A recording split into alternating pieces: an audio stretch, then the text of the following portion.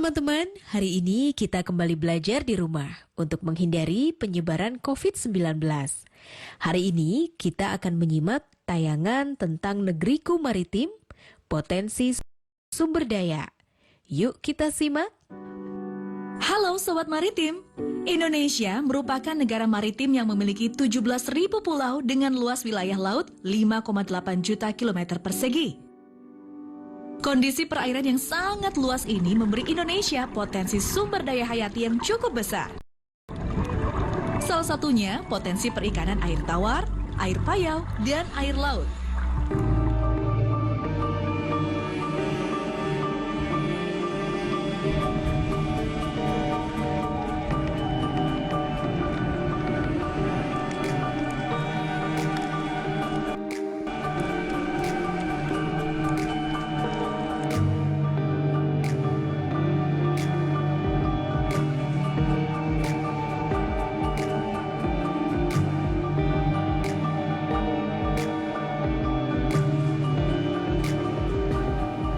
Sebagai negara tropis dengan dua musim, yaitu musim penghujan dan musim kemarau, ternyata membawa pengaruh pada banyaknya macam biota laut yang dimiliki Indonesia.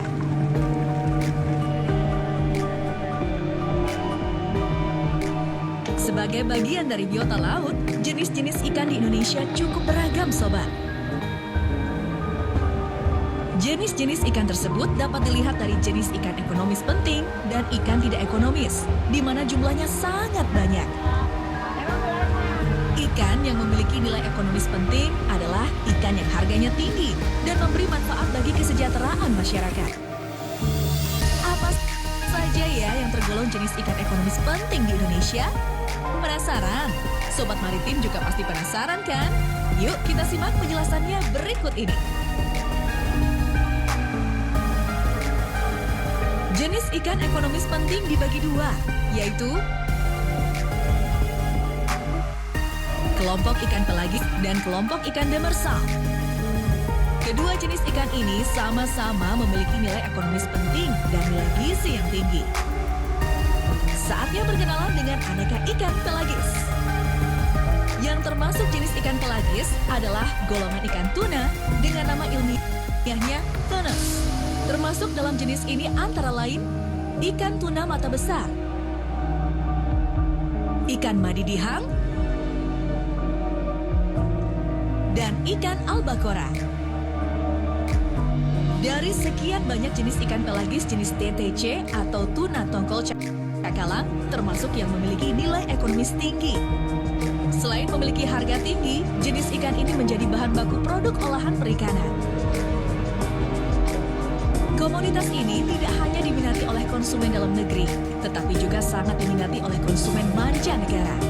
Biasanya komoditas ini dikonsumsi dalam bentuk daging mentah atau sashimi dan produk olahan seperti tuna kaleng, abon tuna, diversifikasi produk makanan olahan lainnya. Ciri-ciri utama jenis ikan ini antara lain hidup di permukaan air laut, mengandung minyak dengan kadar mencapai 30%, hidup secara bergerombol.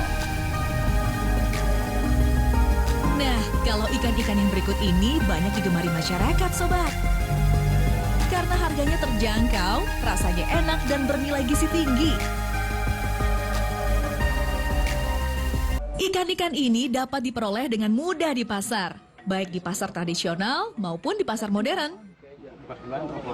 Kalian pasti pernah kan menjumpai dan makan ikan-ikan ini?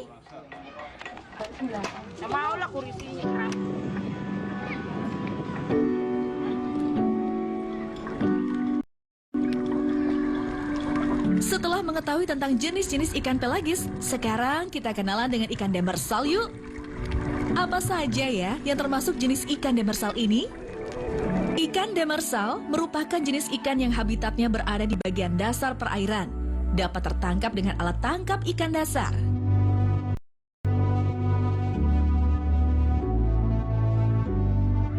Yang termasuk alat tangkap ikan dasar contohnya adalah troll dasar atau bottom troll, jaring insang dasar atau bottom gill net, rawai dasar atau longline, bubu, dan lain sebagainya. Ikan demersal ini selain memiliki nilai ekonomis tinggi, juga memiliki nilai gizi yang tinggi dan mudah dijumpai di pasar, baik pasar tradisional maupun pasar modern. Ada banyak jenis ikan demersal loh, sobat. Jenis ikan demersal tersebut antara lain kakap merah,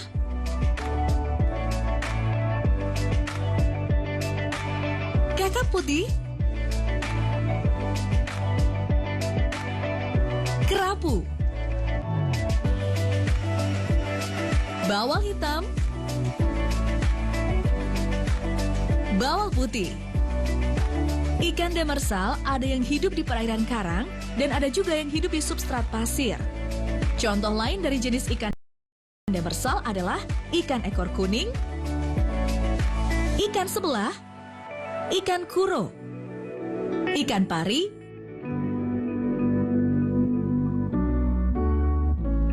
ikan cucut, dan masih banyak lagi.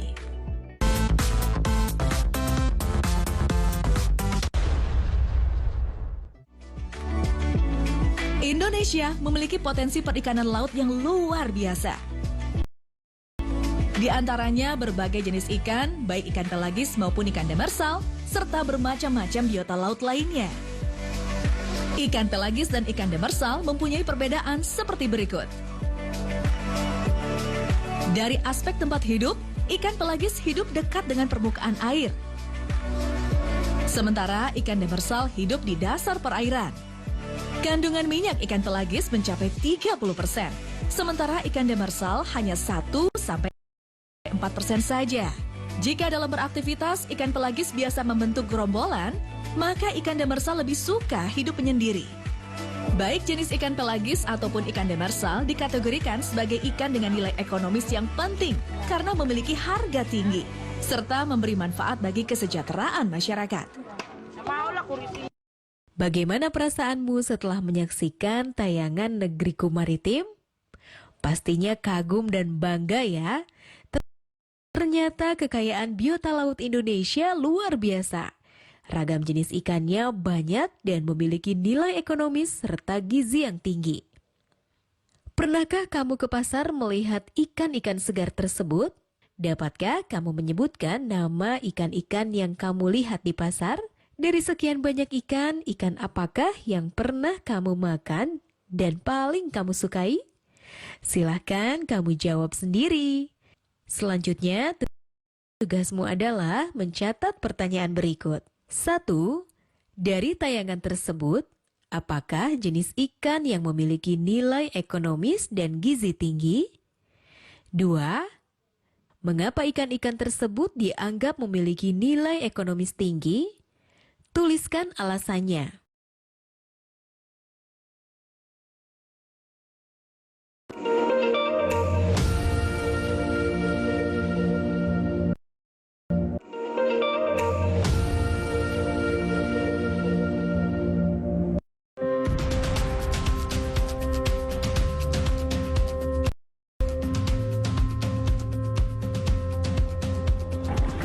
Indonesia memiliki potensi perikanan laut yang luar biasa. Laut menyimpan banyak sumber daya alam. Sumber daya alam di laut sebagian besar adalah sumber daya alam yang dapat diperbaiki, dapat berkembang biak, serta memiliki jumlah yang masih sangat banyak, sehingga dapat dipakai dalam waktu sangat lama untuk kebutuhan manusia. Sobat Maritim, kita patut bersyukur memiliki laut yang begitu luas dan indah. Belum lagi kalau kita lihat di dalamnya. Di dalam laut ada ikan-ikan yang begitu banyak jenisnya. Juga organisme non-ikan yang tidak sedikit pula ragamnya. Jumlah biota non-finfish tidak kalah banyaknya jika dibanding dengan biota finfish. Ada yang memiliki nilai ekonomis penting dan ada juga yang tidak. Apa saja sih yang tergolong jenis non-finfish ekonomis penting di Indonesia? Penasaran? Sobat Maritim juga pasti penasaran kan? Yuk kita simak penjelasannya berikut ini.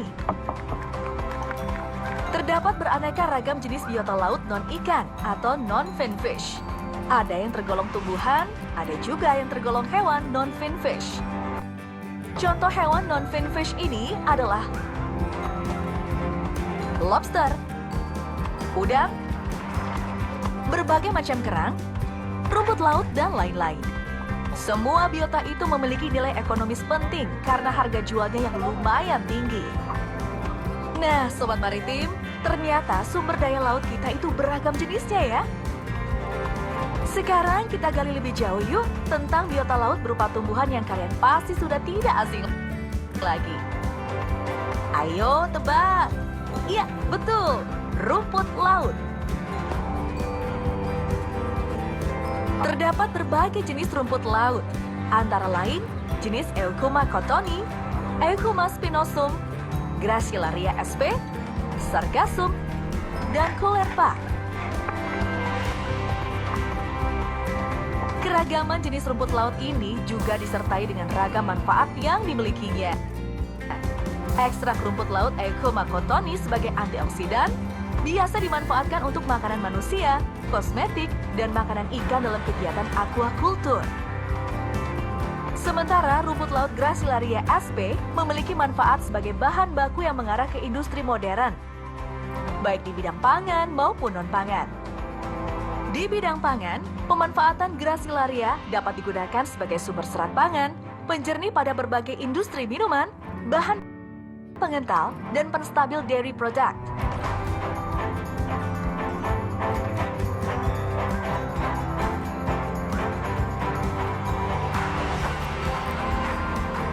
Wah, Sobat, banyak sekali ya ternyata manfaat rumput laut dalam berbagai aspek kehidupan kita.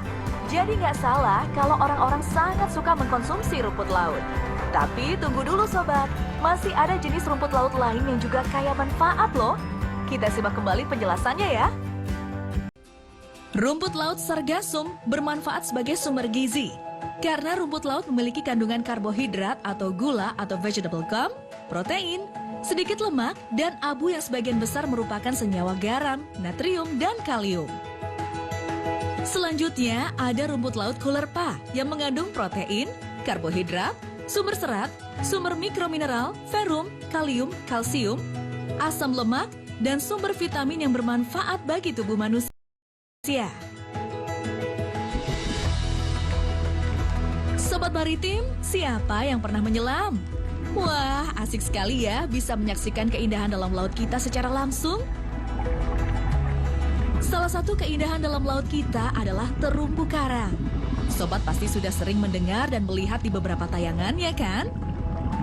Semua biota laut non-finfish seperti kekerangan, teripang, kuda laut, udang, dan lobster memiliki manfaat dan nilai ekonomis penting loh Sobat Maritim. Selain untuk wisata bawah air, terumbu karang juga dapat dimanfaatkan untuk farmasi. Kerang mutiara biasa dijumpai untuk perhiasan. Teripang atau timun laut bisa digunakan untuk bahan baku obat dan industri olahan lain. Nah, udang dan lobster sudah tidak asing kan? Manfaatnya banyak sekali. Salah satunya untuk konsumsi. Harganya cukup mahal loh Sobat Maritim. Sobat Maritim, banyak sekali ya hasil komoditas laut non-finfish ini. Semua memiliki nilai ekonomis tinggi dan merupakan komoditas ekspor. Potensi ekonomi ini membawa manfaat bagi kesejahteraan masyarakat.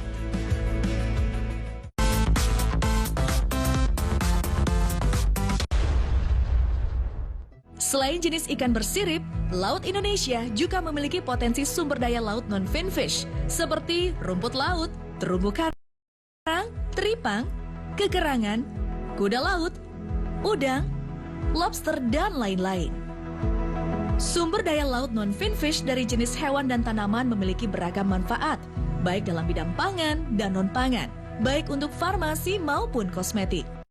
Pernahkah kamu mengonsumsi rumput laut atau olahan rumput laut? Ternyata manfaat rumput laut sangat banyak. Bisa sebagai bahan pangan untuk kesehatan atau non-pangan yang diolah menjadi bahan kosmetik dan industri modern. Rumput laut ini termasuk salah satu komoditas laut yang berekonomis penting. Oleh karena itu, banyak orang...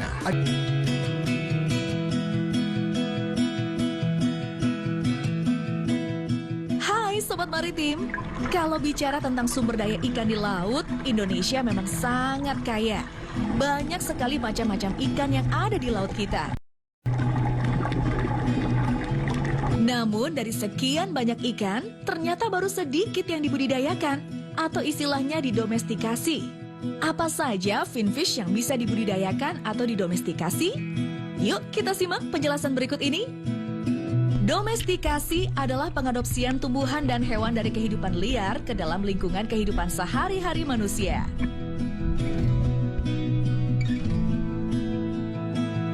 Dalam arti yang sederhana, domestikasi merupakan proses penjinakan yang dilakukan terhadap hewan liar. Jenis-jenis finfish yang sudah dapat didomestikasi antara lain jenis-jenis kerapu, kakap putih, kakap mata kucing yang dapat dibudidayakan dan aktivitas di tempat budidayanya. Sobat Maritim, ikan kerapu merupakan salah satu jenis ikan yang didomestikasi. Kerapu merupakan jenis ikan demersal yang hidup di perairan karang, di antara celah-celah karang atau di dalam gua di dasar perairan. Ikan karnivora yang tergolong kurang aktif ini relatif mudah dibudidayakan karena mempunyai daya adaptasi yang tinggi. Macam-macam kerapu yang sudah didomestikasi antara lain kerapu bebek, kerapu lumpur, kerapu macan, kerapu batik, dan kerapu sunuk. Permintaan pasar terhadap ikan kerapu ini terus meningkat, sehingga usaha budidaya merupakan salah satu peluang usaha yang sangat terbuka luas. Ikan kerapu merupakan jenis ikan yang memiliki nilai ekonomi sangat tinggi dan ekspor, terutama ke Hong Kong, Jepang, Singapura, dan Cina. Contoh lain jenis ikan yang didomestikasi adalah ikan kakap. Ikan kakap merupakan salah satu ikan karnivora yang memangsa makhluk hidup lebih kecil lainnya. Oleh karena itu, pemberian makan ikan kakap dapat dilakukan dengan memberikan ikan rucah atau ikan teri. Ikan kakap memiliki ketahanan dalam mencerna protein dalam jumlah besar dibandingkan ikan lainnya. Ikan kakap merah mempunyai nilai ekonomis yang cukup tinggi karena banyak diminati konsumen, baik sebagai ikan hias dengan ukuran 5-10 cm maupun sebagai ikan konsumsi dengan bobot lebih dari 500 gram, sehingga potensial untuk dibudidayakan. Selain kerapu dan kakap, masih banyak jenis ikan lainnya loh, seperti ikan nemo, bandeng, baronang, tuna, dan Napoleon. Hayo, siapa yang kenal dengan ikan Napoleon? Mungkin banyak orang yang tidak tahu dengan jenis ikan satu ini. Ikan Napoleon adalah salah satu ikan konsumsi air laut yang banyak dicari karena memiliki rasa daging yang enak. Harga ikan Napoleon pun sangat mahal dibandingkan dengan ikan konsumsi air laut lainnya. Sekarang kita menuju keramba jaring apung yuk. Di sana tempat budidaya ikan laut seperti kerapu, tuna tongkol, dan lain-lain. Apa saja ya Sobat Maritim jenis ikan-ikan laut yang dibudidayakan di sana? Kita simak bersama penjelasannya. Budidaya keramba jaring apung merupakan cara budidaya yang dapat dilakukan di laut, sungai, ataupun di danau. Dengan keadaan air yang cukup tinggi dengan kualitas air yang cukup memadai untuk melakukan budidaya, keramba menjadi pilihan yang bagus untuk melakukan budidaya. Di keramba jaring apung yang merupakan tempat budidaya ikan, akan dapat kita lihat kegiatan-kegiatan budidaya. Antara lain, penebaran benih ikan, pemberian pakan ikan, sampai pemanenan ikan hasil pembesaran. Sobat Maritim, walaupun laut Indonesia kaya, namun ikan-ikan ekonomis penting tidak selamanya tersedia melimpah di laut. Harganya yang tinggi, rasanya yang enak, serta bernilai gizi tinggi menjadikan ikan-ikan ini akan terus dicari dan dikonsumsi. Oleh karena itu, perlu dicari upaya alternatif keberlangsungan stok ikan Sobat Maritim. Salah satunya dengan kegiatan budidaya melalui proses domestikasi.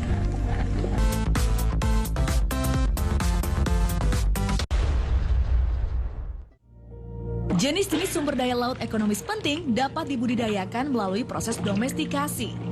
Jenis-jenis ikan yang sudah terdomestikasi adalah kerapu, kakap, bandeng, tuna, dan lain-lain.